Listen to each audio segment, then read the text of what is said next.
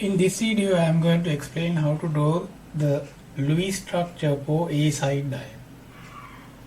This ion contains 3 nitrogen atoms, so we can simply draw the basic skeleton. And then we can count the number of electrons available in the valence shell of 3 nitrogen atoms.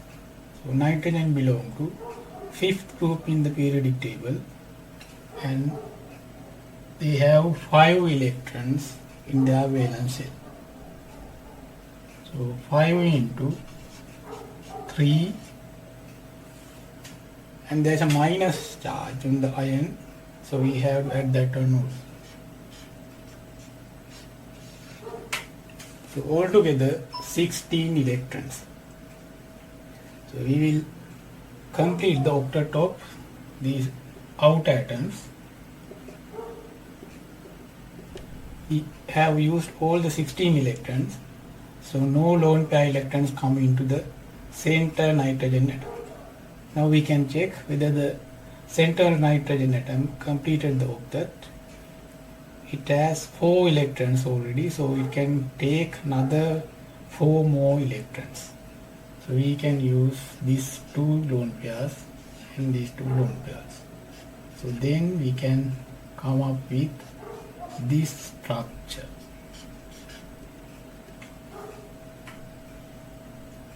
Now we can move into the charges. So I will write 1, 2, 3.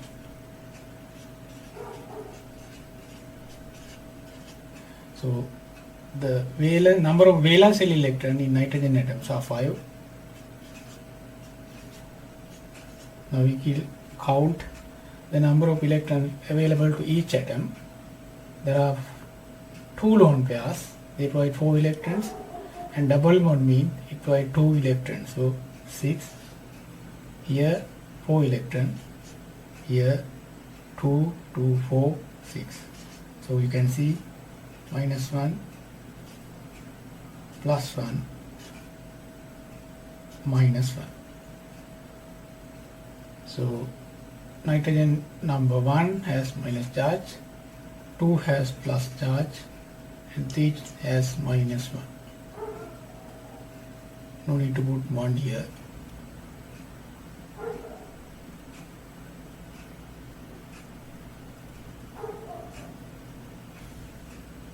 Now we will go to the oxidation numbers. Now in this example, all the nitrogen atoms have similar electronegativity. So we don't consider any polarization of the covalent bonds.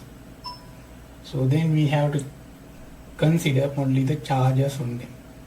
So this nitrogen atom 1, -1 oxidation number, atom 2 +1 in oxidation number, 3 again -1. When we add up all the charges, -1 +1 -1 mean net charge is -1. So you can see the Azide ion has 1 negative charge. Now we will consider the geometry of the molecule. When we consider the center nitrogen atom, there are 2 VACPR pairs and it doesn't have any lone pairs. So the best orientation that will give the minimum repulsion is linear shape. So it is in the linear shape. So that means the bonding between these center nitrogen atom and outer atoms are 180 degrees.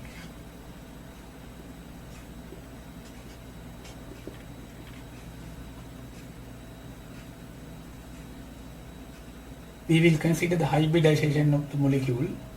There are 3 atoms. We will go to nitrogen atom 1 first. nitrogen atom has 5 electrons in its valence shell. In this example, it has 6 electrons. So it means it has extra electron when compared to its ground state. So we have to correct that one. So we can add that extra electron to one of the orbital in p sub energy level. So this nitrogen atom 1 has 2 lone pairs and 1 sigma bond, so it requires 3 hybridized orbitals. So that 3 orbitals we can get 1 from S and 2 from P. So you can see 2 lone pairs here, and the single electron will be used to make the sigma bond. The remaining single electron is used to make the phi bond. Now we will go to the nitrogen atom number 2. So it has positive charge and it has 4 electrons in the valence shell. So we have to consider here.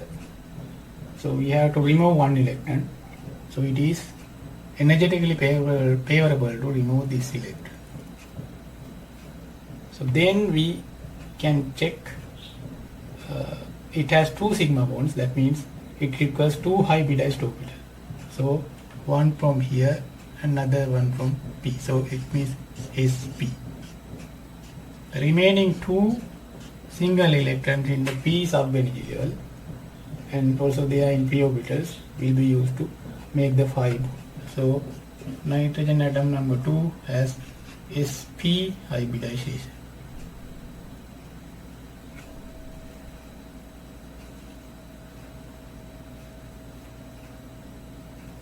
And no need to discuss the nitrogen atom number 3 because it is identical with nitrogen atom number 1.